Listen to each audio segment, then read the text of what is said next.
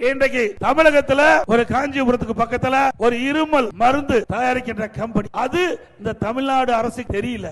இன்றைக்கு மத்திய பிரதேசத்துல அந்த குழந்தைகள் 20 குழந்தைகள் அந்த இருமல் மருந்தை சாப்பிட்டு அருந்தி இறந்து விட்டது. ஆனா தமிழ்நாட்டில் இருக்கின்ற இந்த அரசுக்கு, சுகாதாரத்துறைக்கு இப்படிப்பட்ட மருந்து தயாரிக்கின்ற கம்பெனியே தெரியல. அப்படின்னா எவ்வளவு இந்த அரசு மக்கள் மீது அக்கறை கொண்டிருக்கிறது, இந்த நாட்டு மக்கள் மீது எப்படி அக்கறை கொண்டிருக்கிறது, இந்த நாட்டை எப்படி காப்பாற்றி கொண்டிருக்கிறார் என்பதை நாம் எண்ணி பார்க்க வேண்டும். ஆக இன்றைக்கு மத்திய பிரதேசத்தில் அமைச்சர் சொல்லுகின்றார், இன்றைக்கு நம்முடைய தமிழ்நாடு அரசு சுகாதாரத்துறை அலட்சியத்தால் ஏற்பட்ட கொடுமையான நிகழ்வு என்று குற்றம் சாட்டியிருக்கின்றார். அங்க இருக்கின்ற மத்திய பிரதேசத்தில் இருக்கிற காவல்துறை எங்கே காஞ்சிபுரத்திற்கு வந்து அந்த மருந்து கம்பெனியில் யார் இருக்கிறார்களோ அவர்களை கைது செஞ்சு அழைத்து விட்டு சென்றார்கள். அதுக்கு பிறகுதான் தமிழ்நாடு அரசுக்கே தெரியுது. இப்படிப்பட்ட அவல ஆட்சி தொடர வேண்டுமா?